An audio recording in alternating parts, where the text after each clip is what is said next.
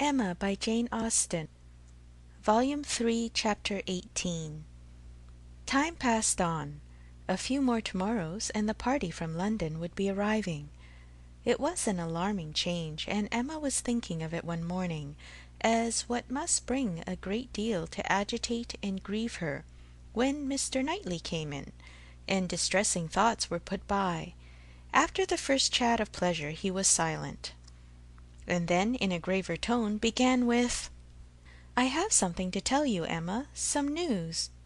"Good or bad?" said she, quickly looking up in his face. "I do not know which it ought to be called." "Oh, good, I am sure. I see it in your countenance. You are trying not to smile." "I am afraid," said he, composing his features, "I am very much afraid, my dear Emma, that you will not smile when you hear it." "But why so?" "I can hardly imagine that anything which pleases or amuses you should not please and amuse me too." "There is one subject," he replied, "I hope but one, on which we do not think alike." He paused a moment, again smiling, with his eyes fixed on her face. "Does nothing occur to you? Do you not recollect Harriet Smith?" Her cheeks flushed at the name, and she felt afraid of something, though she knew not what. "Have you heard from her yourself this morning?" cried he. "You have, I believe, and know the whole." "No, I have not. I know nothing. Pray tell me." "You are prepared for the worst, I see, and very bad it is. Harriet Smith marries Robert Martin." Emma gave a start, which did not seem like being prepared, and her eyes in eager gaze said, "No, this is impossible," but her lips were closed. "It is so indeed," continued Mr. Knightley. "I have it from Robert Martin himself. He left me not half an hour ago." She was still looking at him with the most speaking amazement. "You like it, my Emma, as little as I feared. I wish our opinions were the same, but in time they will. Time, you may be sure, will make one or the other of us think differently, and in the meanwhile we need not talk much on the subject." "You mistake me, you quite mistake me," she replied, exerting herself. "It is not that such a circumstance would now make me unhappy, but I cannot believe it. It seems an impossibility. You cannot mean to say that Harriet Smith has accepted Robert Martin. You cannot mean that he has even proposed to her again, yet. You only mean that he intends it." "I mean that he has done it," answered Mr. Knightley, with smiling but determined decision, "and been accepted." "Good God!" she cried. "Well!" Then, having recourse to her work-basket, in excuse for leaning down her face, and concealing all the exquisite feelings of delight and entertainment which she knew she must be expressing, she added, "Well, now, tell me everything. Make this intelligible to me. How, where, when? Let me know it all. I never was more surprised, but it does not make me unhappy, I assure you. How has it been possible?" "It is a very simple story. He went to town on business 3 days ago, and I got him to take charge of some papers which I was wanting to send to John. He delivered these papers to John at his chambers, and was asked by him to join their party the same evening to Astley's. They were going to take the 2 eldest boys to Astley's. The party was to be our brother and sister, Henry, John, and Miss Smith. My friend Robert could not resist. They called for him in their way, were all extremely amused, and my brother asked him to dine with them the next day, which he did, and in the course of that visit, as I understand, he found an opportunity of speaking to Harriet, and certainly did not speak in vain. She made him, by her acceptance, as happy even as he is deserving. He came down by yesterday's coach, and was with me this morning immediately after breakfast, to report his proceedings, first on my affairs, and then on his own. That is all that I can relate of the how, where, and when. Your friend Harriet will make a much longer history when you see her. She will give you all the minute particulars, which only women's language can make interesting. In our communications we deal only in the great. However, I must say that Robert Martin's heart seemed for him, and to me very overflowing, and that he did mention, without its being much to the purpose, that on quitting their box at Astley's, my brother took charge of Mrs. John Knightley and little John, and he followed with Miss Smith and Henry, and that at one time they were in such a crowd as to make Miss Smith rather uneasy. He stopped. Emma dare not attempt any immediate reply. To speak, she was sure, would be to betray a most unreasonable degree of happiness. She must wait a moment, or he would think her mad. Her silence disturbed him, and after observing for a little while, he added, "Emma, my love, you said that this circumstance would not now make you unhappy, but I am afraid it gives you more pain than you expected. His situation is an evil, but you must consider it as what satisfies your friend, and I will answer for your thinking better and better of him as you know him more. His good sense and good principles would delight you. As far as the man is concerned, you could not wish your friend in better hands. His rank in society I would alter if I could, which is saying a great deal, I assure you, Emma. You laugh at me about William Larkins, but I could quite as ill spare Robert Martin." He wanted her to look up and smile, and having now brought herself not to smile too broadly, she did, cheerfully answering, "You need not be at any pains to reconcile me to the match. I think Harriet is doing extremely well. Her connections may be worse than his. In respectability of character, there can be no doubt that they are. I have been silent from surprise merely, excessive surprise. You cannot imagine how suddenly it has come on me, how peculiarly unprepared I was, for I had reason to believe her very lately more determined against him, much more than she was before." "You ought to know your friend best," replied Mr. Knightley, "but I should say she was a good-tempered, soft-hearted girl, not likely to be very, very determined against any young man who told her he loved her." Emma could not help laughing as she answered, "Upon my word, I believe you know her quite as well as I do. But, Mr. Knightley, are you perfectly sure that she has absolutely and downright accepted him? I could suppose she might in time, but can she already? Did not you misunderstand him? You were both talking of other things, of business, shows of cattle, or new drills, and might not you, in the confusion of so many subjects, mistake him? It was not Harriet's hand that he was certain of, it was the dimensions of some famous ox." The contrast between the countenance and air of Mr. Knightley and Robert Martin was at this moment so strong to Emma's feelings, and so strong was the recollection of all that had so recently passed on Harriet's side, so fresh the sound of those words, spoken with such emphasis, "No, I hope I know better than to think of Robert Martin," that she was really expecting the intelligence to prove in some measure premature. It could not be otherwise. "Do you dare say this?" cried Mr. Knightley. "Do you dare to oppose me so great a blockhead as not to know what a man is talking of? What do you deserve?" "Oh, I always deserve the best treatment, because I never put up with any other, and therefore you must give me a plain, direct answer. Are you quite sure that you understand the terms on which Mr. Martin and Harriet now are?" "I am quite sure," he replied, speaking very distinctly, "that he told me she had accepted him, and that there was no obscurity, nothing doubtful in the words he used, and I think I can give you a proof that it must be so. He asked my opinion as to what he was now to do. He knew of no one but Mrs. Goddard to whom he could apply for information of her relations or friends. Could I mention anything more fit to be done than to go to Mrs. Goddard's? I assured him that I could not. Then he said he would endeavour to see her in the course of this day." "I am perfectly satisfied," replied Emma, with the brightest smiles, "and most sincerely wish them happy. You are materially changed since we talked on this subject before?" "I hope so, for at that time I was a fool."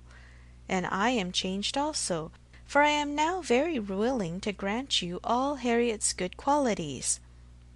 I have taken some pains for your sake, and for Robert Martin's sake, whom I have always had reason to believe as much in love with her as ever, to get acquainted with her. I have often talked to her a good deal. You must have seen that I did. Sometimes, indeed, I have thought you were half suspecting me of pleading poor Martin's case, which was never the case, but from all my observations I am convinced of her being an artless, amiable girl, with very good notions, very seriously good principles, and placing her happiness in the affections and utility of domestic life. Much of this, I have no doubt, she may thank you for." "Me!" cried Emma, shaking her head. "Ah, poor Harriet!" She checked herself, however, and submitted quietly to a little more praise than she deserved. Their conversation was soon afterwards closed by the entrance of her father. She was not sorry. She wanted to be alone. Her mind was in a state of flutter and wonder, which made it impossible for her to be collected. She was in dancing, singing, exclaiming spirits, until she had moved about and talked to herself, and laughed and reflected, she could be fit for nothing rational. Her father's business was to announce James's being gone out to put the horses to preparatory to their now daily drive to Randalls, and she had therefore an immediate excuse for disappearing. The joy, the gratitude, the exquisite delight of her sensations may be imagined. The sole grievance and alloy thus removed in the prospect of Harriet's welfare. She was really in danger of becoming too happy for security. What had she to wish for?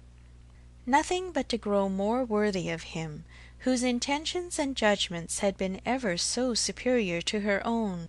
Nothing but that the lessons of her past folly might teach her humility and circumspection in future. Serious she was, very serious in her thankfulness and in her resolutions, and yet there was no preventing a laugh, sometimes in the very midst of them. She must laugh at such a close, such an end of the doleful disappointment of 5 weeks back. Such a heart, such a Harriet! Now there would be pleasure in her returning. Everything would be a pleasure. It would be a great pleasure to know Robert Martin. High in the rank of her most serious and heartfelt felicities was the reflection that all necessity of concealment from Mr. Knightley would soon be over. The disguise, equivocation, mystery, so hateful to her to practice, might soon be over. She could now look forward to giving him that full and perfect confidence which her disposition was most ready to welcome as a duty. In the gayest and happiest spirit she set forward with her father, not always listening, but always agreeing to what he said, and whether in speech or silence, conniving at the comfortable persuasion of his being obliged to go to Randalls every day, or poor Mrs. Weston would be disappointed. They arrived. Mrs. Weston was alone in the drawing-room, but hardly had they been told of the baby, and Mr. Woodhouse received the thanks for coming, which he asked for, when a glimpse was caught through the blind of 2 figures passing near the window. "It is Frank and Miss Fairfax," said Mrs. Weston. "I was just going to tell you of our agreeable surprise in seeing him arrive this morning. He stays till to-morrow, and Miss Fairfax has been persuaded to spend the day with us. They are coming in, I hope." In half a minute they were in the room. Emma was extremely glad to see him, but there was a degree of confusion, a number of embarrassing recollections on each side. They met readily and smiling, but with a consciousness which at first allowed little to be said, and having all sat down again, there was for some time such a blank in the circle, that Emma began to doubt whether the wish now indulged, which she had long felt of seeing Frank Churchill once more, and of seeing him with Jane, would yield its proportion of pleasure. When Mr. Weston joined the party, however, and when the baby was fetched, there was no longer a want of subject or animation, or of courage and opportunity for Frank Churchill to draw near her and say, "I have to thank you, Miss Woodhouse, for a very kind forgiving message in one of Mrs. Weston's letters. I hope time has not made you less willing to pardon. I hope you do not retract what you then said." "No, indeed," cried Emma, most happy to begin. "Not in the least. I am particularly glad to see and shake hands with you, and to give you joy in person." He thanked her with all his heart, and continued some time to speak, with serious feeling of his gratitude and happiness. "Is not she looking well?" said he, turning his eyes towards Jane. "Better than she used to do?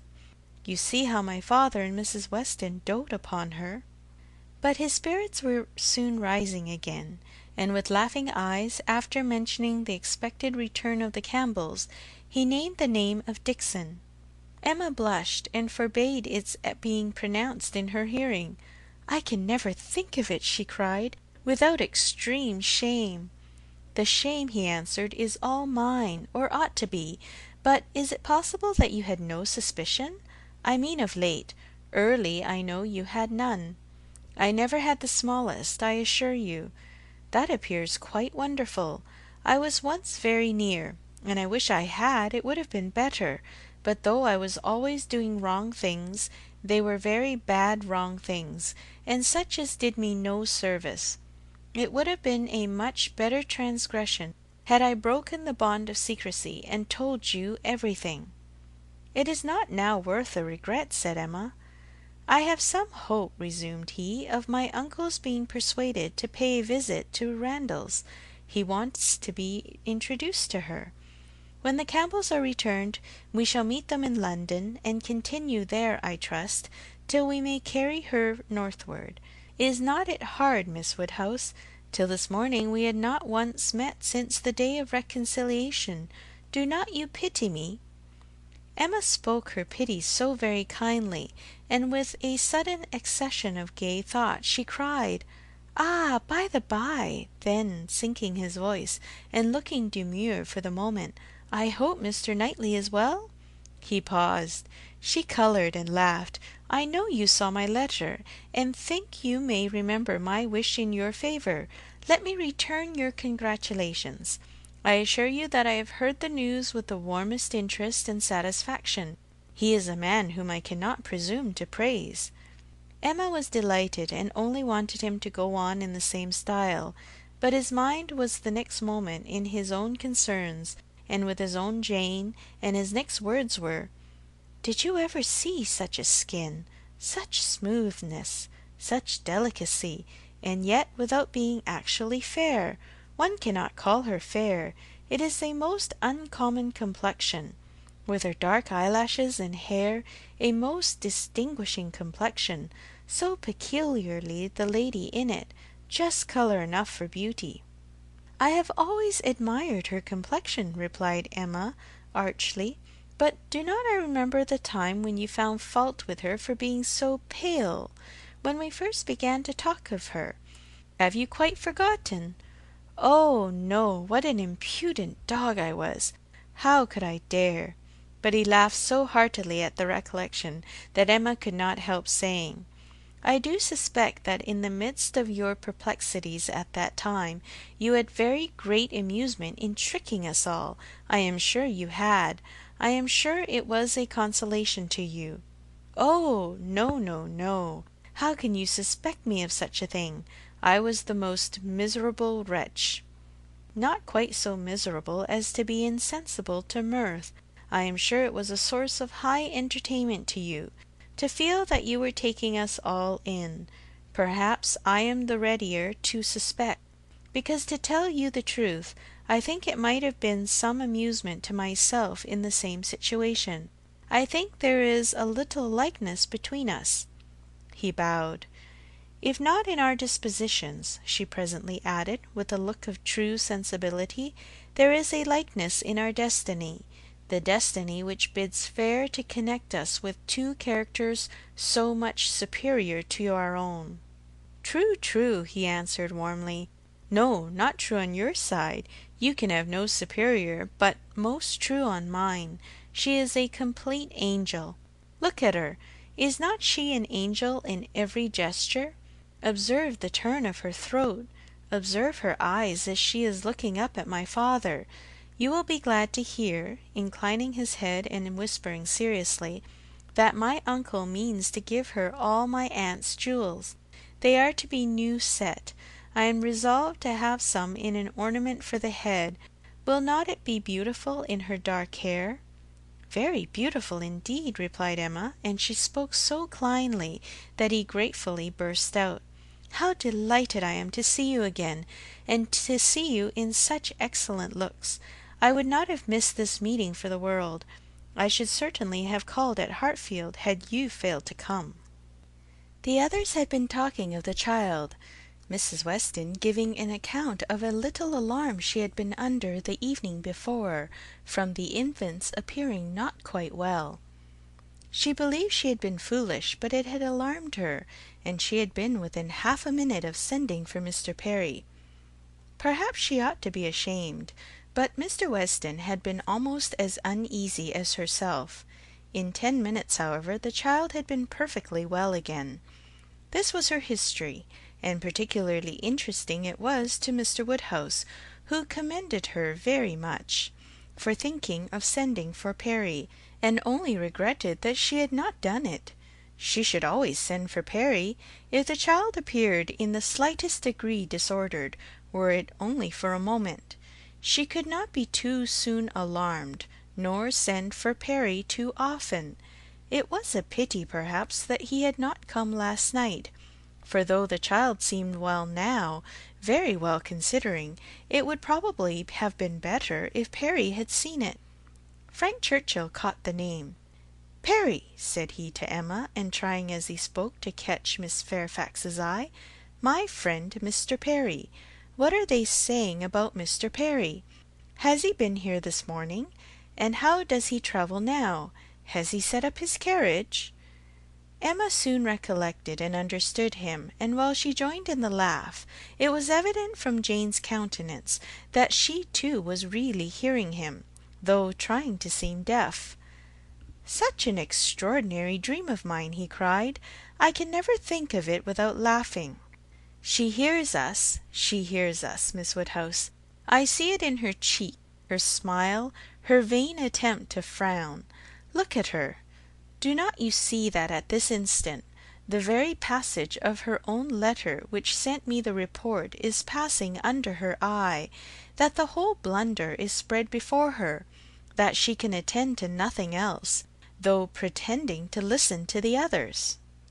Jane was forced to smile completely, for a moment, and the smile partly remained as she turned towards him and said in a conscious, low yet steady voice, "How you can bear such recollections is astonishing to me. They will sometimes obtrude, but how can you court them?" He had a great deal to say in return, and very entertainingly. But Emma's feelings were chiefly with Jane in the argument, and on leaving Randalls and falling naturally into a comparison of the two men, she felt that, pleased as she had been to see Frank Churchill, and really regarding him as she did with friendship, she had never been more sensible of Mr. Knightley's high superiority of character. The happiness of this most happy day received its completion in the animated contemplation of his worth which this comparison produced. End of Volume 3, Chapter 18.